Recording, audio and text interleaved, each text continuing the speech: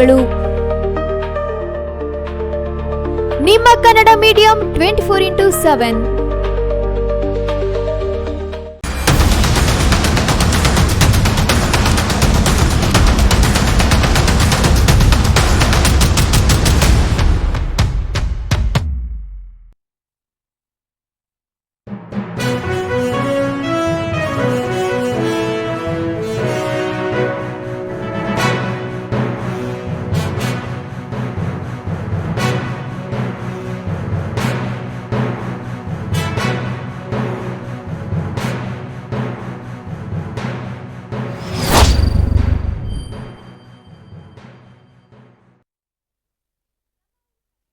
ಸ್ವಾಗತ. ನಾನು ರಂಜಿತಾ ವೆಂಕಟೇಶ್. ಮೊದಲಿಗೆ ಹೆಡ್ಲೈನ್ಸ್.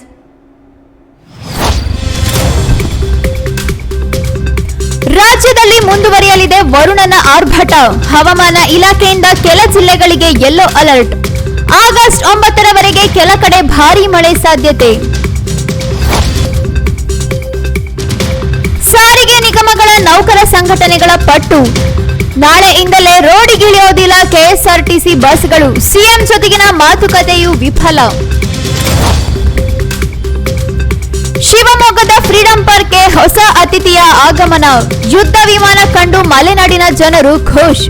ರಕ್ಷಣಾ ಸಚಿವರಿಗೆ ಧನ್ಯವಾದ ಹೇಳಿದ ಸಂಸದ ಬಿವೈಆರ್.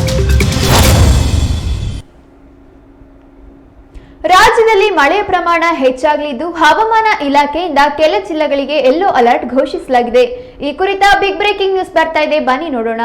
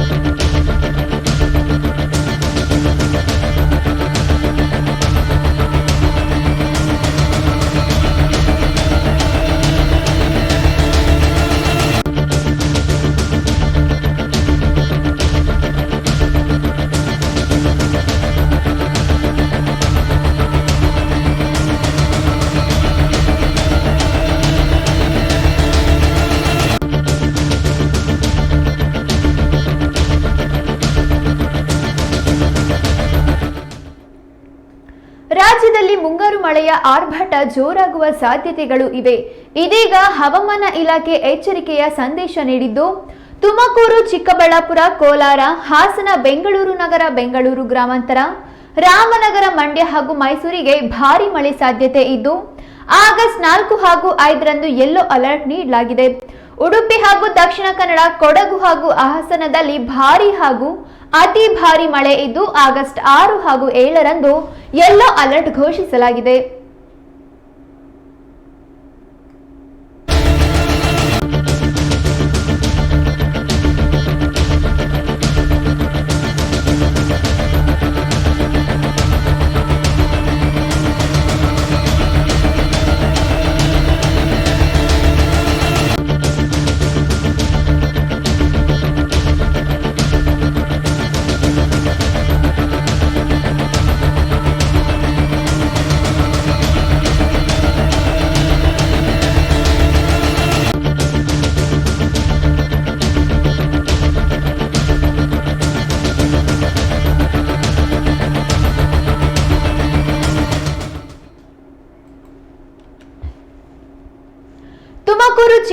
ಚಿಕ್ಕಬಳ್ಳಾಪುರ, ಕೋಲಾರದಲ್ಲಿ ಅತಿ ಭಾರಿ ಮಳೆ ಸಾಧ್ಯತೆ ಇರೋದ್ರಿಂದ ಇಂದು ಆರೆಂಜ್ ಅಲರ್ಟ್ ಕೊಡಲಾಗಿದೆ. ನಾಳೆ ಅಂದ್ರೆ ಆಗಸ್ಟ್ 5ರಂದು ಹಾಸನ, ಮಂಡ್ಯ, ಮೈಸೂರಿಗೆ ಆರೆಂಜ್ ಅಲರ್ಟ್ ಹಾಗೂ ಆಗಸ್ಟ್ 6ರಂದು ಉಡುಪಿ, ದಕ್ಷಿಣ ಕನ್ನಡ, ಕೊಡಗು, ಹಾಸನ, ಚಿಕ್ಕಮಗಳೂರಿಗೆ ಆರೆಂಜ್ ಅಲರ್ಟ್ ಕೊಡಲಾಗಿದೆ. ಆಗಸ್ಟ್ 7ರಂದು ದಕ್ಷಿಣ ಕನ್ನಡ ಹಾಗೂ ಉಡುಪಿಗೆ ಅತಿ ಭಾರಿ ಮಳೆಯ ಆರೆಂಜ್ ಅಲರ್ಟ್ ಕೊಡಲಾಗಿದೆ. ಮಳೆಗಾಲದ ಮೇ, ಜೂನ್, ಜುಲೈ ತಿಂಗಳಲ್ಲಿ ಅಬ್ಬರಿಸಿದ್ದ ಮಳೆ ಕರಾವಳಿ ಜಿಲ್ಲೆಗಳಲ್ಲಿ ಒಂದು ವಾರದ ಬಿಡುವು ಕೊಟ್ಟಿತ್ತು. ಆದರೆ ತಮಿಳುನಾಡು ಕರಾವಳಿಯಲ್ಲಿ ಮತ್ತೆ ಮಳೆ ಆರ್ಭಟ ಜೋರಾಗಿದೆ. ಈ ಹಿನ್ನೆಲೆ ದಕ್ಷಿಣ ಕರ್ನಾಟಕದಲ್ಲೂ ಮತ್ತೆ ಮಾನ್ಸೂನ್ ಚುರುಕು ಪಡೆದಿದೆ. ಆಗಸ್ಟ್ 9ರವರೆಗೂ ಭಾರಿ ಮಳೆಯ ಮುನ್ಸೂಚನೆ ಕೊಡಲಾಗಿದೆ.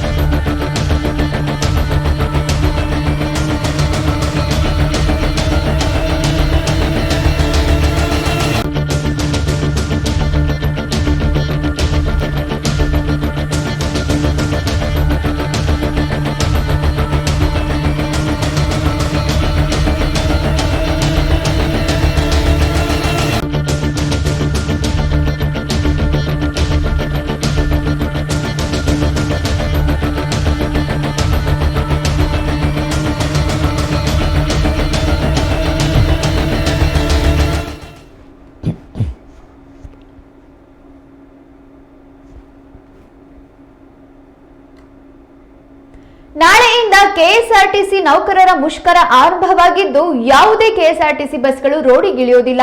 ಈ ಕುರಿತ ಬಿಗ್ ಬ್ರೇಕಿಂಗ್ ನ್ಯೂಸ್ ಬರ್ತಾ ಇದೆ, ಬನ್ನಿ ನೋಡೋಣ.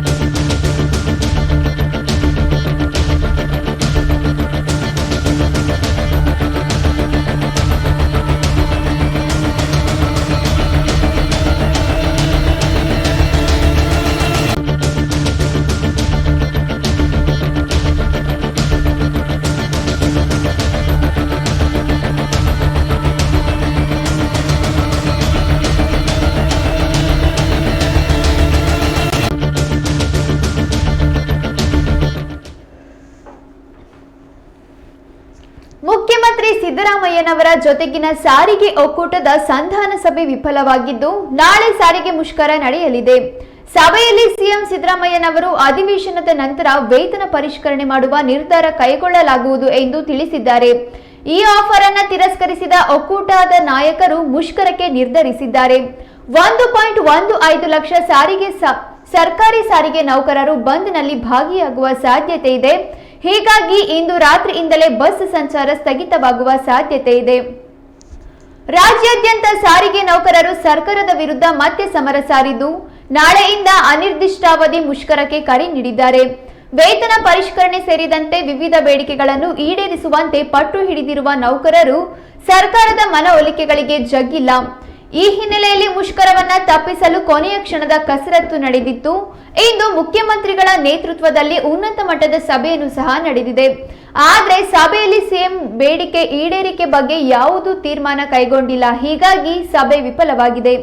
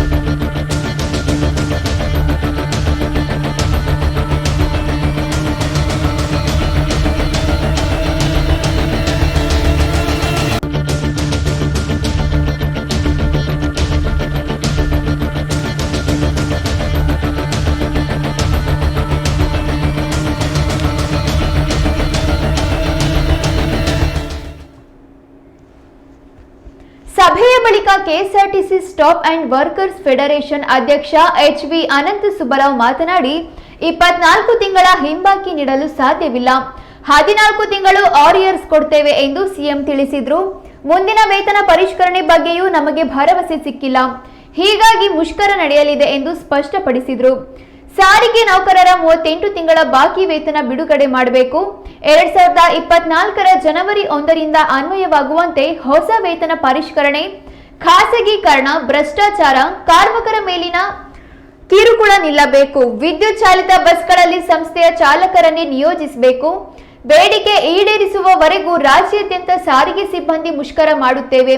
ನಾಳೆಯಿಂದ ರಾಜ್ಯಾದ್ಯಂತ 4 ಸಾರಿಗೆ ನಿಗಮಗಳ ಸಿಬ್ಬಂದಿಯಿಂದ ಧರಣಿ ನಡೆಯುತ್ತೆ. ಸರ್ಕಾರದ ಯಾವುದೇ ಬೆದರಿಕೆಗೆ ನಾವು ಜಗ್ಗುವುದಿಲ್ಲ ಎಂದು ಸ್ಪಷ್ಟಪಡಿಸಿದರು.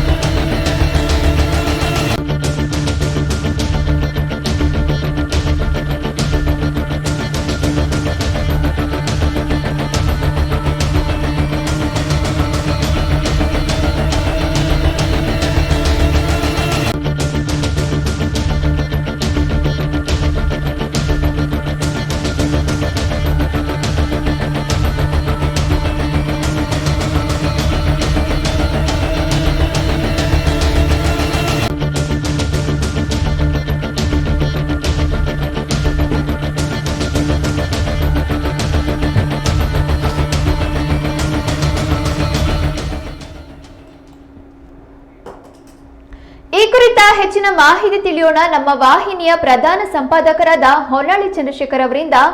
ಹೊನ್ನಾಳಿ ಚಂದ್ರಶೇಖರ್ ಅವರೇ, ಸಾರಿಗೆ ನೌಕರರು ಮುಷ್ಕರಕ್ಕೆ ಸಜ್ಜಾಗಿದ್ದಾರೆ. ಸಿಎಂ ಜೊತೆಗಿನ ಮಾತುಕತೆ ವಿಫಲವಾಗಿದೆ. ಈ ಕುರಿತ ಅಪ್ಡೇಟ್ಸ್ ಏನಿದೆ?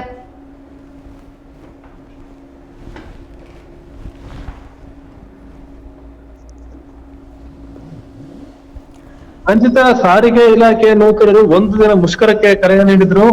5ನೇ ತಾರೀಕಿನಿಂದ ಮುಷ್ಕರವನ್ನ ಆರಂಭ ಮಾಡ್ತೇವೆ ಅಂತ ಹೇಳಿ ಅವ್ರು ಹೇಳಿದ್ರು. ಈಗ 5ನೇ ತಾರೀಕಿನಿಂದ ಮುಷ್ಕರ ಆರಂಭವಾಗುವ ಸಾಧ್ಯತೆ ಇದೆ. ಸಾರಿಗೆ ನೌಕರರ ಸಂಘಟನೆಗಳ ಕ್ರಿಯಾ ಸಮಿತಿ ಈ ಮುಷ್ಕರಕ್ಕೆ ಕರೆಯನ್ನ ನೀಡಿತ್ತು. ಈಗ ಈ ಮುಷ್ಕರ ಹೇಗೆ ಅಂತ ಅಂದ್ರೆ, ಈಗ ಹಬ್ಬದ ಸಮಯದಲ್ಲಿ ಪ್ರಯಾಣಿಕರ ಓಡಾಟ ಜಾಸ್ತಿ ಇರುತ್ತೆ. ಆದ್ರೆ ಅನಿರ್ದಿಷ್ಟ ಮುಷ್ಕರಕ್ಕೆ ಆಗಸ್ಟ್ 5ನೇ ತಾರೀಕಿಂದಲೇ ಕರೆ ಕೊಟ್ಟಿದ್ದಾರೆ. ಸಾರಿಗೆ ಬಹುತೇಕ ಬಸ್ಗಳು ರಸ್ತೆಗೆ ಇಳಿಯೋದು ಅನುಮಾನ ಆಗಿದೆ. ಈ ಸಂದರ್ಭದಲ್ಲಿ ಬೇರೆ ಬೇರೆ ಊರುಗಳಿಂದ ಊರಿಗೆ ಹೋಗ್ಬೇಕು ಅಂತ ಅನ್ಕೊಂಡವರಿಗೆ ದೊಡ್ಡ ಸಮಸ್ಯೆ ಆಗಿದೆ. ಆದ್ರೆ ಶ್ರಾವಣ ಸಂದರ್ಭದಲ್ಲಿ ಸಾಲು ಹಬ್ಬಗಳು ಬರ್ತವೆ. ಆದ್ರೆ ಇಂತಹ ಸಂದರ್ಭದಲ್ಲೇ ಸಾರಿಗೆ ಇಲಾಖೆ ನೌಕರರು ಮುಷ್ಕರವನ್ನ ಘೋಷಣೆ ಮಾಡಿದ್ದಾರೆ. ಮುಖ್ಯಮಂತ್ರಿಗಳ ಜೊತೆ ಒಂದು ಸಭೆ ನಡೀತು. ಆದ್ರೆ ಸಭೆಯಲ್ಲಿ ಯಾವುದೇ ತೀರ್ಮಾನಕ್ಕೆ ಬರ್ಲಿಕ್ಕಾಗಲಿಲ್ಲ. ಯಾವುದೇ ತೀರ್ಮಾನವೂ ಸಹ ಆಗ್ಲಿಲ್ಲ. ಮುಖ್ಯಮಂತ್ರಿಗಳ ಜೊತೆ ನಡೆದಂತ ಸಭೆ ಮಾತುಕತೆ ಮುರಿದಿದೆ. ಹಾಗಾಗಿ ಈಗ ಮುಷ್ಕರ ನಡೆಯುವುದು ಬಹುತೇಕ ಖಚಿತ ಆದಂತಾಗಿದೆ. ಹಾಗಾಗಿ ನಾಳೆಯಿಂದ ಸಾರಿಗೆ ಇಲಾಖೆಯ ಬಸ್ಗಳು ರಸ್ತೆಗಿಳಿಯೋದು ತುಂಬಾನೇ ಅನುಮಾನ ಅನ್ನೋ ತರದ ಪರಿಸ್ಥಿತಿ ಇದೆ. ಈ ನಡುವೆ ಒಂದು ಡೆವಲಪ್ಮೆಂಟ್ ಏನಂತ ಅಂದ್ರೆ, ನ್ಯಾಯಾಲಯಕ್ಕೆ ಸುನಿಲ್ ಅನ್ನೋರು ಒಂದು ಅರ್ಜಿಯನ್ನು ಸಲ್ಲಿಸಿದ್ರು. ಈ ರೀತಿ ಮುಷ್ಕರ ನಡೆಯೋದ್ರಿಂದ ಸಮಸ್ಯೆ ಆಗುತ್ತೆ ಅಂತ ಹೇಳಿ. ಹಾಗಾಗಿ ನ್ಯಾಯಾಧೀಶರಾದಂತ MS ಮುದ್ಗಿಲ್ ಮತ್ತು MJS ಕಮಲ್ ಅವರ ಪೀಠ ಈಗ ಈ ಮುಷ್ಕರವನ್ನ ಒಂದು ದಿನ ತಡೆ ಹಿಡಿರಿ ಅಂತೇಳಿ ಒಂದು ಸೂಚನೆಯನ್ನು ಕೊಟ್ಟಿದೆ. ಸಾರಿಗೆ ನೌಕರರ ಸಂಘಟನೆಗಳ ಕ್ರಿಯಾ ಸಮಿತಿಯನ್ನು ಮುಷ್ಕರಕ್ಕೆ ಕರೆ ನೀಡಿತ್ತು. ಒಂದು ದಿನ ತಡೆ ಹಿಡಿರಿ ಅಂತೇಳಿ. ಇದು ಅನಿರ್ದಿಷ್ಟ ಮುಷ್ಕರ. ಇದು 5ನೇ ತಾರೀಕಿಂದ ಮುಷ್ಕರವನ್ನು ಆರಂಭ ಮಾಡ್ತೇವೆ ಅಂತ ಹೇಳಿ ಹೇಳಿದ್ರು. ಈಗ ಒಂದು ದಿನ ತಡೆ ಹಿಡಿರಿ ಅಂತ ಹೇಳಿದ ಕಾರಣಕ್ಕಾಗಿ ಮುಷ್ಕರ 5ನೇ ತಾರೀಕಿನಲ್ಲಿ ಆರಂಭವಾಗುತ್ತಾ ಇಲ್ವಾ, ಕೋರ್ಟ್ನ ಈ ಸೂಚನೆಯನ್ನ ಸಾರಿಗೆ ಇಲಾಖೆಯ ನೌಕರರು ಪಾಲಿಸ್ತಾರ ಹೀಗೆ ಅಂತ ನೋಡ್ಬೇಕಾಗಿದೆ. ಆದ್ರೆ ಒಂದು ದಿನ ತಡೆ ಹಿಡಿದೇ ಇದ್ರೆ 5ನೇ ತಾರೀಕಿನಲ್ಲಿ ಅನಿರ್ದಿಷ್ಟ ಮುಷ್ಕರ ಆರಂಭವಾಗುವುದು ಬಹುತೇಕ ಖಚಿತ ಆಗಿದೆ. ಮತ್ತೆ ಈ ನಡುವೆ ಒಂದು ಮಾತುಕತೆ ಮುರಿದು ಬಿದ್ದಿರ್ಬೋದು ಮುಖ್ಯಮಂತ್ರಿಗಳ ಜೊತೆಗಿಂದು. ಆದ್ರೆ ಮುಷ್ಕರ ಆರಂಭವಾಗಬೇಕಾಗಿರೋದು 5ನೇ ತಾರೀಕಿನ ಬೆಳಗಿನ ಜಾವದಿಂದ. ಹಾಗಾಗಿ ಈ ನಡುವೆ ಮತ್ತೆ ಏನಾದ್ರೂ ಈ ಸಾರಿಗೆ ನೌಕರರ ಸಂಘಟನೆಗಳ ಪ್ರತಿನಿಧಿ ಜೊತೆ ಮತ್ತೊಂದು ಸುತ್ತಿನ ಮಾತುಕತೆಗೆ ಪ್ರಯತ್ನ ನಡೀತಾ ಇದೆ. ಈ ರೀತಿಯಾದ ಮತ್ತೇನಾದ್ರೂ ನಡೆದು ಕೆಲವೊಂದು ಬೇಡಿಕೆಗಳನ್ನು ಈಡೇರಿಸಲಿಕ್ಕೆ ಏನಾದ್ರೂ ಒಪ್ಪಿದ್ರೆ ಮುಷ್ಕರ ವಾಪಸ್ ತೆಗಿಬಹುದಾ ಅಂತಕ್ಕಂಥ ಒಂದು ಆಶಾಭಾವನೆ ಸಹ ಇದೆ. ಆದ್ರೆ ಈಗ ಸದ್ಯದ ಪರಿಸ್ಥಿತಿ ಏನು ಅಂತಂದ್ರೆ, ಸಾರಿಗೆ ಇಲಾಖೆ ನೌಕರರ ನಿರ್ದಿಷ್ಟ ಮುಷ್ಕರ 5ನೇ ತಾರೀಕಿಂದ ಆರಂಭವಾಗುತ್ತೆ. ಅನಿರ್ದಿಷ್ಟ ಮುಷ್ಕರ ಅಂತ ಹೇಳಿದ್ದಾರೆ ಅವರು. ಅದು ಈ ಹಬ್ಬದ ಸಂದರ್ಭದಲ್ಲಿ, ಶ್ರಾವಣದಲ್ಲಿ ಬಹಳಷ್ಟು ಜನ ಓಡಾಟ ಇರುತ್ತೆ. ಒಂದು ಊರಿಂದ ಮತ್ತೊಂದು ಊರಿಗೆ ಪ್ರಯಾಣಿಕರು ದೊಡ್ಡ ಸಂಖ್ಯೆಯಲ್ಲಿ ಪ್ರಯಾಣಿಸ್ತಾರೆ. ಇಂತಹ ಸಂದರ್ಭದಲ್ಲಿ ಮುಷ್ಕರಕ್ಕೆ ಸರ್ಕಾರ ಯಾವ ರೀತಿಯಂತ ಕ್ರಮ ತೆಗೆದುಕೊಳ್ಳುತ್ತೆ ಮುಂದಿನ ದಿನಗಳಲ್ಲಿ, ಇವ್ರ ಜೊತೆ ಇನ್ನೊಂದು ಸುತ್ತಿನ ಮಾತುಕತೆಯಲ್ಲಿ ಏನಾದ್ರೂ ಫಲ ಸಿಗಬಹುದಾ, ಅಥವಾ ಹೈಕೋರ್ಟ್ ಏನ್ ಹೇಳಿದೆ, ಸೂಚನೆ ಕೊಟ್ಟಿದೆ ಒಂದು ದಿನ ತಡೆ ಹಿಡಿರಿ ಅಂತೇಳಿ ಮತ್ತೆ ಹಲವು ಸುತ್ತಿನ ಮಾತುಕತೆಗಳು ಏನಾದ್ರೂ ನಡೀತಾ ಅನ್ನೋದನ್ನ ನೋಡ್ಬೇಕಾಗಿದೆ. ರಂಜಿತ, ಹೊನ್ನಳ್ಳಿ ಚಂದ್ರಶೇಖರ್ ಅವರೇ, ಸಾರಿಗೆ ನೌಕರರ ಮುಷ್ಕರ ಮುಂದೂಡುವಂತ ಸಾಧ್ಯತೆಗಳೇನಾದ್ರೂ ಇದೆಯಾ? ಈ ಕುರಿತಂತ ಅಪ್ಡೇಟ್ಸ್ ಗಳೇನಿದೆ? ಈಗ ಒಂದು ಸಾಧ್ಯತೆ ಇರೋದು, ಹೈಕೋರ್ಟ್ ಈಗ ಸಂಬಂಧಪಟ್ಟಂತೆ ಒಂದು ಅರ್ಜಿಯನ್ನ ವಿಚಾರಣೆ ಮಾಡಿದೆ. ಆ ಅರ್ಜಿ ವಿಚಾರಣೆ ಮಾಡಿ ಒಂದು ದಿನ ಮುಂದೂಡಿ ಅನ್ನುವಂತ ಒಂದು ಸೂಚನೆಯನ್ನ ಕೊಟ್ಟಿದೆ. ನ್ಯಾಯಮೂರ್ತಿ KS ಮುದ್ಗಿಲ್ ಮತ್ತು MJS ಕಮಲ್ ಅವರನ್ನು ಒಳಗೊಂಡಂತ ಪೀಠ ಸುನೀಲ್ ಅನ್ನೋರು ಸಲ್ಲಿಸಿದಂತ ಅರ್ಜಿ ವಿಚಾರಣೆ ಮಾಡ್ತಿದ್ದ ಸಂದರ್ಭದಲ್ಲಿ ಒಂದು ದಿನ ಮುಂದೂಡಿ ಅಂತೇಳಿ, ಒಂದು ದಿನ ಮುಂದೂಡಿ ಅಂತ ಹೇಳಿದ್ರ ಹಿಂದೆ ಏನಿದೆ ಅಂತಂದ್ರೆ, ಕನಿಷ್ಠ ಮತ್ತೊಂದು ಸುತ್ತಿನ ಮಾತುಗಳಾಗ್ತವೆ ಅಥವಾ ಏನಾದ್ರೂ ಒಂದು ಸರ್ಕಾರ ಮತ್ತೆ ಸಾರಿಗೆ ಇಲಾಖೆ ನೌಕರರ ಮಧ್ಯೆ ಏನಾದ್ರೂ ಒಂದು ಒಡಂಬಡಿಕೆ ಆಗ್ಬೋದು. ಕೆಲವು ಬೇಡಿಕೆಗಳನ್ನ ಕೆಲವು ಬೇಡಿಕೆಗಳಾದ್ರೂ ಒಪ್ಬೋದು. ನಂತರ ಏನಾದ್ರೂ ಒಂದು ಫಲ ಸಿಗಬಹುದು ಅಂತಕ್ಕಂಥ ಒಂದು ಚಿಂತನೆ ಇದರಲ್ಲಿದೆ. ಹಾಗಾಗಿ ಇದೊಂದೇ ಈಗ ಆಶಾಭಾವನೆ ಕಾಣ್ತಿರ್ತಕ್ಕಂಥದ್ದು. ಮತ್ತೆ ಈ ನಡುವೆ ಮುಖ್ಯಮಂತ್ರಿಗಳ ಜೊತೆಗೆ ಸಭೆ ಏನಿದೆ ಅದು ವಿಫಲ ಆಗಿರ್ಬೋದು, ಮಾತುಕತೆ ಮುರಿದು ಬಿದ್ದಿರ್ಬೋದು. ಆದ್ರೆ ಇನ್ನೂ ಹಲವು ಸುತ್ತುಗಳ ಮಾತುಕತೆಗಳು ನಡೆಯುತ್ತೆ. ಈ ಹಿಂದೆ ನಾವು ರಾಜ್ಯ ಸರ್ಕಾರಿ ನೌಕರರ ಮುಷ್ಕರ ಆಗಿದ್ದ ಸಂದರ್ಭ ನೋಡಿರ್ಬೋದು, ಅಥವಾ ಬೇರೆ ಬೇರೆ ಮುಷ್ಕರಗಳು ನೋಡಿರ್ಬೋದು. ಆ ಸಂದರ್ಭದಲ್ಲಿ ಮುಖ್ಯಮಂತ್ರಿಗಳ ಜೊತೆ ಒಂದು ಮಾತುಕತೆ ಇದಾಯ್ತು, ವಿಫಲ ಆಯ್ತು ಅಂತಲೂ ಸಹ ಮತ್ತೆ ಮಾತುಕತೆಗಳು ಮುಂದುವರೆದಿತ್ತು. ಹಾಗಾಗಿ ಇಲ್ಲೂ ಸಹ ಮಾತುಕತೆಗಳು ಮುಂದುವರಿಯುವ ಸಾಧ್ಯತೆ ಇದೆ. ಮತ್ತೆ ಹೈಕೋರ್ಟ್ ನ ಸೂಚನೆ ಏನಿದೆ, ಇದನ್ನ ಏನಾದ್ರೂ ಒಪ್ಪಿದ್ರೆ ಒಂದು ದಿನ ಪೋಸ್ಟ್ಪೋನ್ ಆಗ್ಬೋದು. ಪೋಸ್ಟ್ಪೋನ್ ಆಯ್ತು ಅಂತಂದ್ರೆ ಮತ್ತೆ ಮಾತುಕತೆ ನಡೆಯುತ್ತೆ, ಏನಾದ್ರೂ ಒಂದು ಫಲ ಸಿಗ್ಬೋದು ಅಂತಕ್ಕಂಥ ಒಂದು ನಿರೀಕ್ಷೆ ಇದೆ. ಅಂತ ನಿಮ್ಮೆಲ್ಲ ಮಾಹಿತಿಗೆ ಧನ್ಯವಾದಗಳು.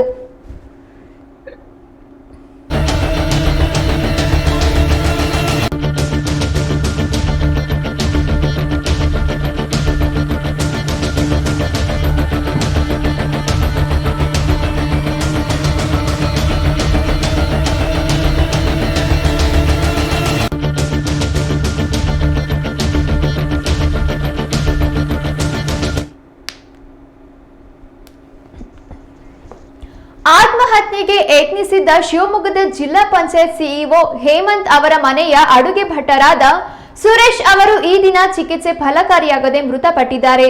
ಸುರೇಶ್ ಅವರು ರಜೆ ಮೇಲೆ ಹೋಗಿದ್ದಕ್ಕೆ ನೋಟಿಸ್ ನೀಡಲಾಗಿತ್ತು. ಇದೇ ಕಾರಣಕ್ಕೆ ಆತ್ಮಹತ್ಯೆಗೆ ಯತ್ನಿಸಿದರು ಎಂದು ಹೇಳಲಾಗಿದೆ. ಮೊದಲು ಮೆಗನ್ ಆಸ್ಪತ್ರೆಯಲ್ಲಿ ಚಿಕಿತ್ಸೆ ನೀಡಿ ಬಳಿಕ ಖಾಸಗಿ ಆಸ್ಪತ್ರೆಗೆ ದಾಖಲು ಮಾಡಲಾಗಿತ್ತು. ಆದ್ರೆ ಈ ದಿನ ಚಿಕಿತ್ಸೆ ಫಲಕಾರಿಯಾಗದೆ ಸುರೇಶ್ ಅವರು ಮೃತಪಟ್ಟಿದ್ದಾರೆ.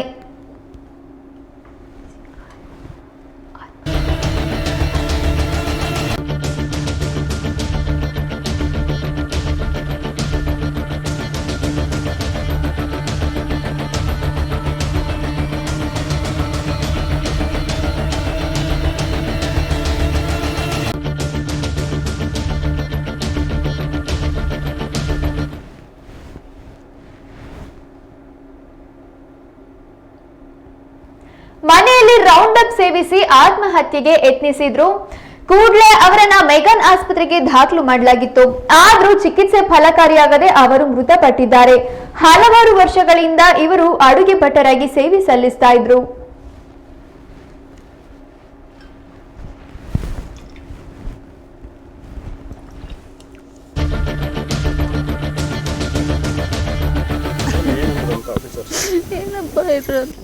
ಆಮೇಲೆ ಇವ್ರಿಗೆ ಫೋನ್ ಮಾಡಿದಾಗ ಇಲ್ಲ ಹಿಂಗೆ 3 ಗಂಟೆಗೆ ಡೆತ್ ಆಯಿತು ಅಂತ ಅಂದರು ಸರ್. ನಮ್ಮ ಅಣ್ಣನ ಮಗ.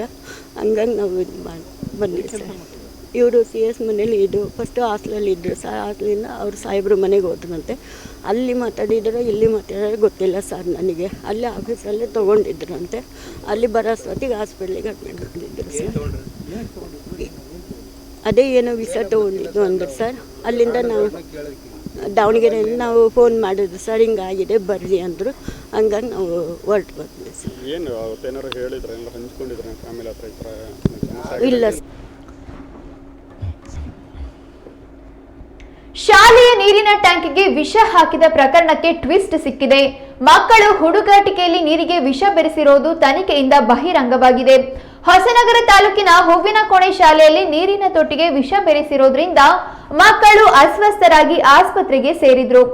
ಸಿಎಂ ಸಿದ್ದರಾಮಯ್ಯ ಈ ಪ್ರಕರಣವನ್ನ ಭಯೋತ್ಪಾದನೆಗೆ ಸಮ ಎಂದು ಹೇಳಿದ್ರು.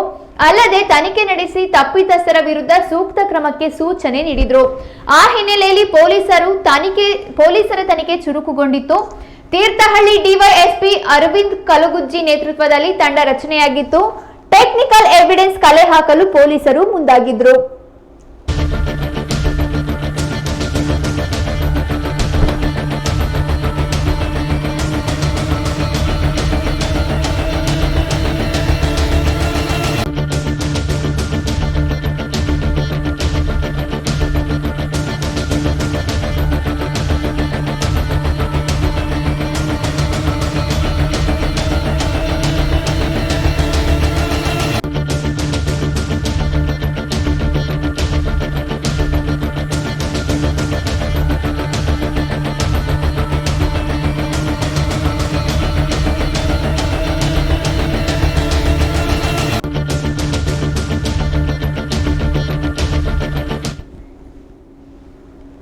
ತನಿಖೆಯ ವೇಳೆ ಶಾಲೆಯ ಬಾಲಕನೇ ಈ ಕೃತ್ಯ ನಡೆಸಿರೋದು ಬೆಳಕಿಗೆ ಬಂದಿದೆ.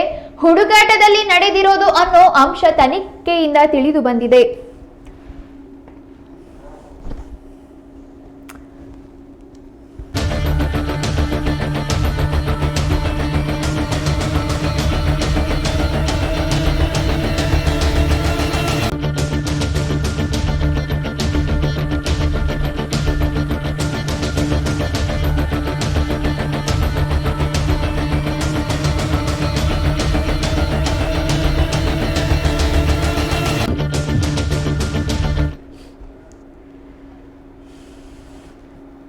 ವಿಚಾರಣಾಧೀನ ಕೈದಿಯೊಬ್ಬರ ಶವವು ಶಿವಮೊಗ್ಗದ ಸೋಗಾನೆ ಜೈಲಿನ ಶರಾವತಿ ವಾರ್ಡ್ನ 42ನೇ ಕೊಠಡಿಯಲ್ಲಿ ನೇಣು ಬಿಗಿದ ಸ್ಥಿತಿಯಲ್ಲಿ ಪತ್ತೆಯಾಗಿದೆ.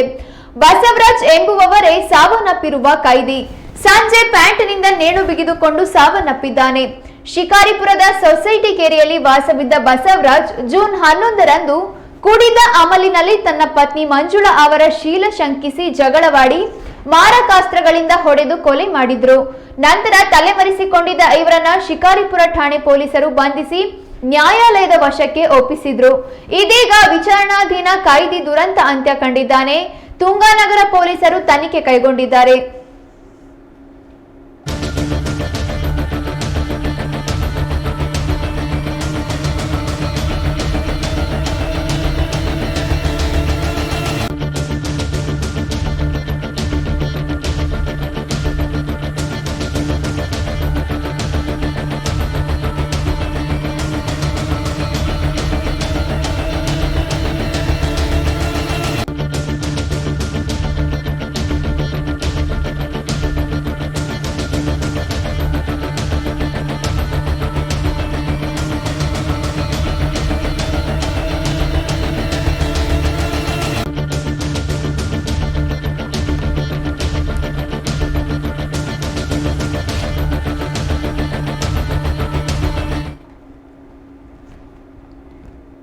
ಬಿಜೆಪಿಯವರಿಗೆ ಸೋಲು ಭಯವಾಗಿದೆ. ಆಡಳಿತ ವಿರೋಧಿ ಅಲೆ ಇದೆ. ಅದಕ್ಕೆ ಮತಪಟ್ಟಿ ಪರಿಷ್ಕರಣೆ ಬಿಹಾರದಲ್ಲಿ ಕೈ ಹಾಕಿದ್ದಾರೆ ಎಂದು ಕಾರ್ಮಿಕ ಸಚಿವ ಸಂತೋಷ್ ಲಾಡ್ ಕಿಡಿಕಾರಿದ್ದಾರೆ. ಶಿವಮೊಗ್ಗದಲ್ಲಿ ಮಾಧ್ಯಮ ಪ್ರತಿನಿಧಿಗಳ ಜೊತೆ ಮಾತನಾಡಿದ ಅವರು 4-5 ಬಾರಿ ಬಿಹಾರದಲ್ಲಿ ಅಧಿಕಾರಕ್ಕೆ ಬಂದ್ರು, ಏನು ನಿಮ್ಮ ಸಾಧನೆ ಎಂದು ಪ್ರಶ್ನೆ ಮಾಡಿದ್ರು.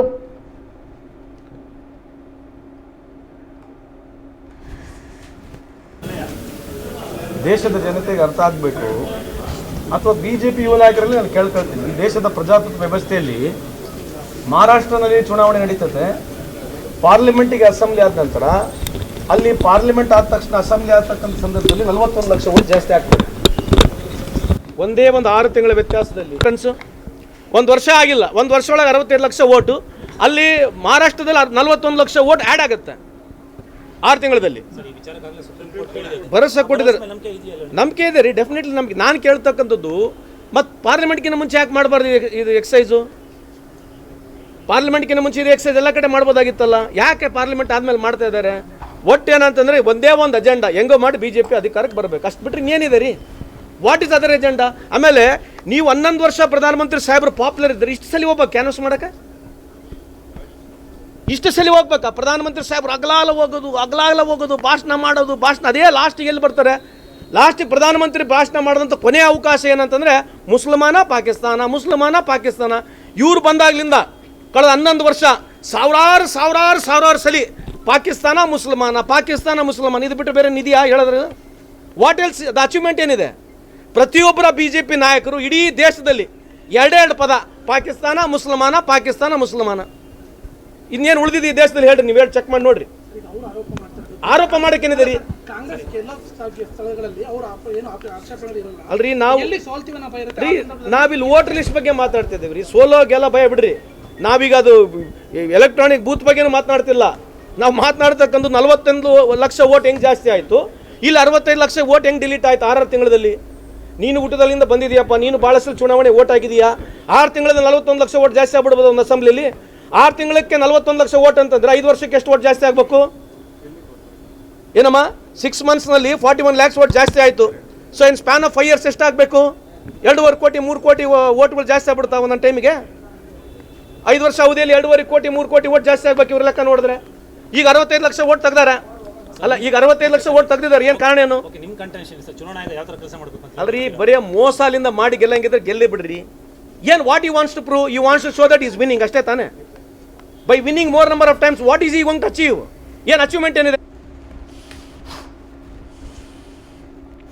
ಶಿವಮೊಗ್ಗದ ಸಿದ್ಲಿಪುರದಲ್ಲಿನ ನೂತನವಾಗಿ ನಿರ್ಮಿತ ಕಾರ್ಮಿಕರ ಶ್ರಮಿಕ ತಾತ್ಕಾಲಿಕ ವಸತಿ ಸಮುಚ್ಚಯದ ಲೋಕಾರ್ಪಣಾ ಸಮಾರಂಭ ನಡೆಯಿತು. ಕಾರ್ಮಿಕ ಕ್ಷೇತ್ರದಲ್ಲಿ ಶ್ರಮವಹಿಸಿ ಜೀವನ ನಿರ್ವಹಿಸುತ್ತಿರುವ ಕಾರ್ಮಿಕರ ಅಗತ್ಯಗಳನ್ನು ಪರಿಗಣಿಸಿ ಈ ವಸತಿ ಸಮುಚ್ಚಯವನ್ನ ಅಭಿವೃದ್ಧಿಪಡಿಸಲಾಗಿದ್ದು, ಆಧುನಿಕ ಸೌಲಭ್ಯಗಳನ್ನು ಹೊಂದಿರುವ ಈ ವಸತಿ ಗೃಹವು ಕಾರ್ಮಿಕರ ಜೀವಮಾನ ಮಟ್ಟದ ಗುಣಮಟ್ಟ ಹೆಚ್ಚಿಸಲು ಸಹಕಾರಿಯಾಗಲಿದೆ. ಕಾರ್ಮಿಕ ಸಚಿವ ಸಂತೋಷ್ ಲಾಡ್ ಚಾಲನೆ ನೀಡಿದ್ರು. ಈ ವೇಳೆ ಕಾರ್ಯಕ್ರಮಕ್ಕೆ ಆಗಮಿಸಿದ ಶಾಸಕ ಚನ್ನಬಸಪ್ಪ ಬೇಗನೆ ಉದ್ಘಾಟನೆ ಮಾಡ್ತಾ ಇರೋದಕ್ಕೆ ಆಕ್ಷೇಪ ವ್ಯಕ್ತಪಡಿಸಿದ್ರು.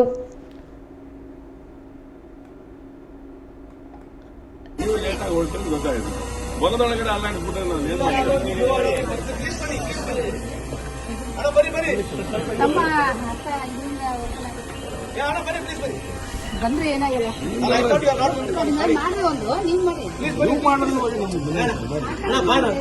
ಮಾಡಿ ಏನಾಗಲ್ಲ. This place in 5 years develop ಆಗ್ಬಿಡುತ್ತೆ. ಈಗ ಸ್ವಲ್ಪ ಮಟ್ಟಿಗೆ ದೂರ ಅನಿಸ್ಬೋದಣ್ಣ, 5 ವರ್ಷ ಆದ್ಮೇಲೆ ಮತ್ತೆ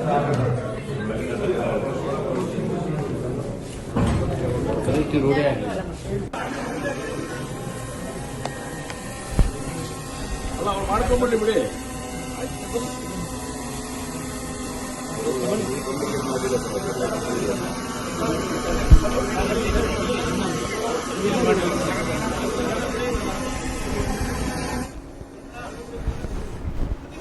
ವಿಧಾನ ಪರಿಷತ್ ಸದಸ್ಯರಾದ DS Arun, doctor Dhananjay Sarji, MLA Sharada Puriya Naik ಈ ವೇಳೆ ಇದ್ರು.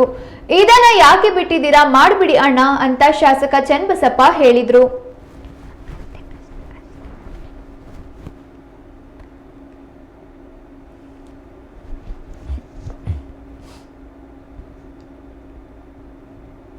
ಇದೀಗ ಒಂದು ಪುಟ್ಟ ವಿರಾಮ. ವಿರಾಮದ ನಂತರ ಸುದ್ದಿ ಮುಂದುವರಿಯುತ್ತೆ.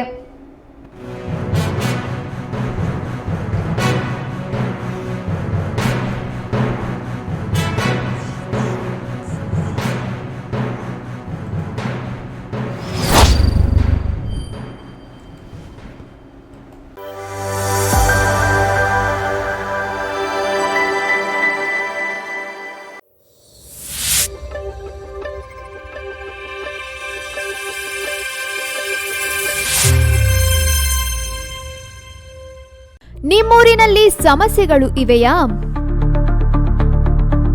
ಸಂಬಂಧಪಟ್ಟವರ ಗಮನಕ್ಕೆ ತಂದ್ರೂ ಪ್ರಯೋಜನವಾಗಿಲ್ವೇ?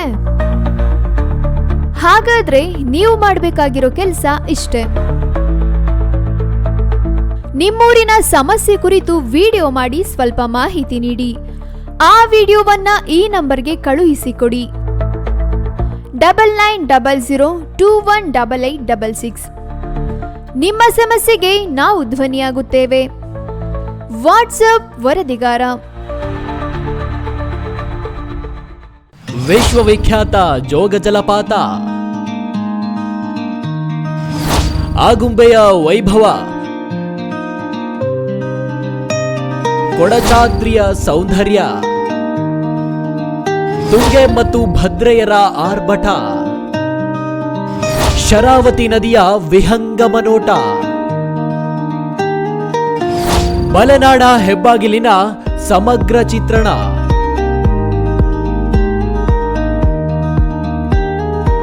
ಈಸೂರಿನ ಹೋರಾಟದ ಕಿಚ್ಚು, ಸಮಾಜವಾದಿ ನೆಲಗಟ್ಟು ರಾಜಕೀಯ ಶಕ್ತಿ ಕೇಂದ್ರ. ಮಲೆನಾಡಿನ ಸಮಗ್ರ ಸುದ್ದಿಗಳಿಗಾಗಿ ಕನ್ನಡ ಮೀಡಿಯಂ 24x7 ವೀಕ್ಷಿಸಿ.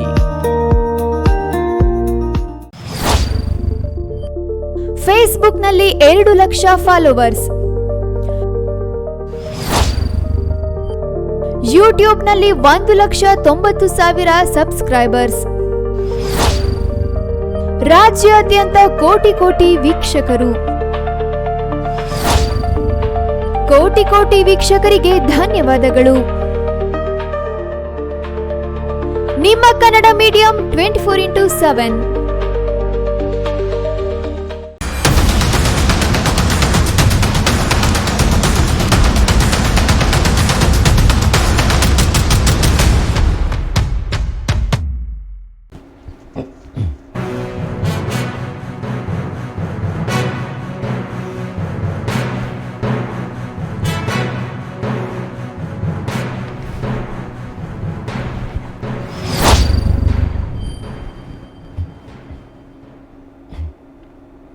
ವಿರಾಮದ ನಂತರ ನ್ಯೂಸ್ ಎಟ್ 6ಗೆ ಸ್ವಾಗತ. ಶಿವಮೊಗ್ಗ ನಗರದ ಫ್ರೀಡಂ ಪಾರ್ಕ್ಗೆ ಹೊಸ ಅತಿಥಿಯ ಆಗಮನವಾಗಿದೆ. ಈ ಕುರಿತ ಬಿಗ್ ಬ್ರೇಕಿಂಗ್ ನ್ಯೂಸ್ ಬರ್ತಾ ಇದೆ, ಬನ್ನಿ ನೋಡೋಣ.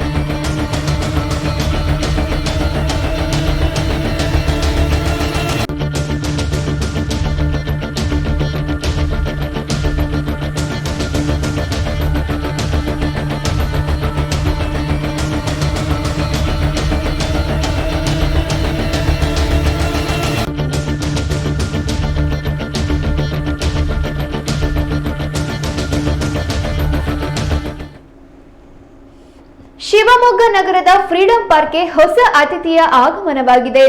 ಈ ಬಾರಿ ಬಂದಿರೋದು ಯುದ್ಧ ವಿಮಾನ. ಹೌದು, ವಾಯುಪಡೆಯ ಜೆಟ್ ವಿಮಾನ ಇಲ್ಲಿಗೆ ತರಲಾಗಿದೆ.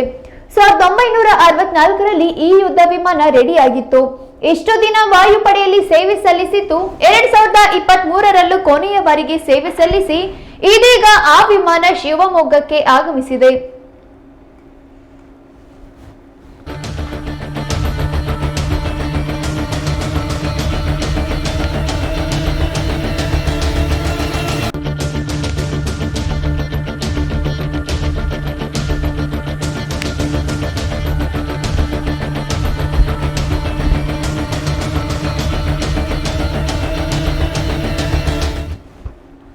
ವಿಮಾನವು 10.60 ಮೀಟರ್ ಉದ್ದವಿದೆ.